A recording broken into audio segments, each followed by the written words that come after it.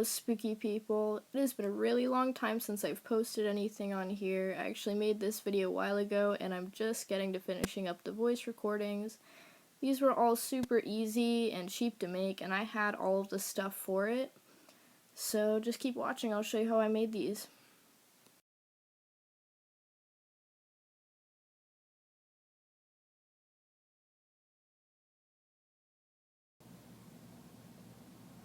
This first choker is actually made out of hot glue. I've seen these on Pinterest for years now. They're usually red, so it makes it look like your head's chopped off.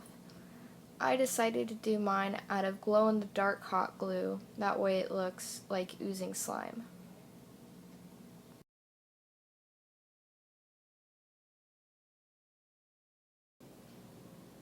The first step is to make a straight line of hot glue that will fit all the way around your neck. You want to do this on something plastic that won't tear up or melt when you peel off your necklace. After that, you can start making your little drooplets. You can draw this beforehand as a template. I just decided to freehand mine. And then you can peel it off. This part is really satisfying. Just be careful not to pull too hard on the thinner parts of it and take off the little drooplets. So definitely be patient for this part. To finish it, attach a chain and a clasp at the ends, that way you can wear it.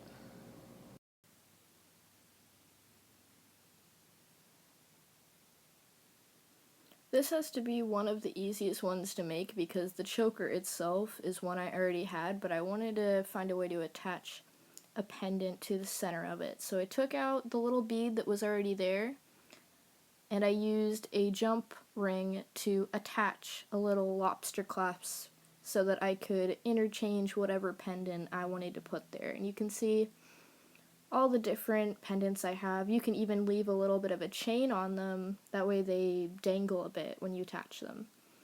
You can even make a couple necklaces like this and change them in and out as you like. Pretty easy to do.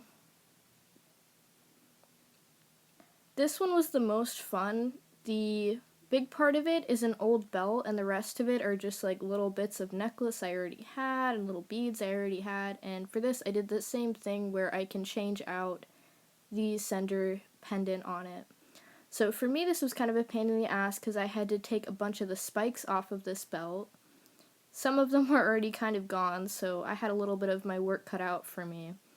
After that, I just used the holes that were already in it to thread the chain through, just layering it and trying to make it interesting. The cool thing about this is if you wear it one way or the other, the chains kind of have a different look to them, so it's kind of like a double little deal.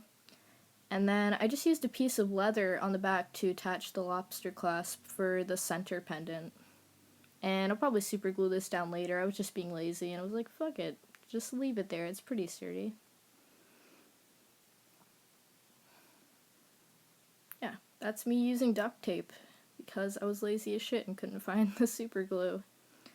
And then for the ends of it, to close it off, since it's big thick leather, I had to cut some holes with an X-Acto knife, and I used thread to kind of lace it up like this, almost like a corset, not really.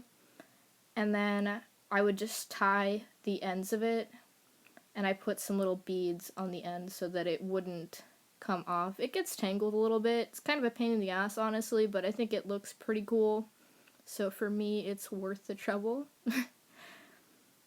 You can see there, it does close up a little weird in the back, but I think it looks interesting. This one was definitely the biggest pain in the ass because I sewed all of the different components onto it. Those spikes ended up not making it on there because sewing is such a pain in the ass, but the center parts and the ends of those leather strips I sewed on. The little dragon pendant in the middle I did as well. And I had to repair a small rip in it to get it to stay together. Hope you guys enjoyed this video. If you did, go ahead and hit the like button. I would really appreciate it. I'd just like to take a moment to talk about why I made this video, kind of the thought process behind it.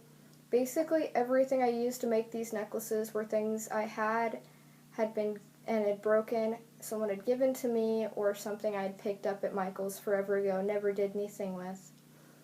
So the whole point is that you don't need to spend a bunch of money for a necklace that you like when you can make one that's really true to your own style for basically nothing.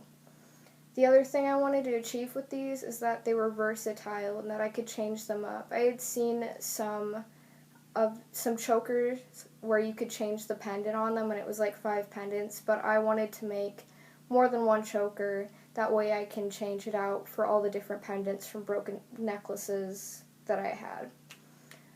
So yeah, that's about it. I hope you guys are all having a great day, and thanks for tuning in. I'll see you in the next one.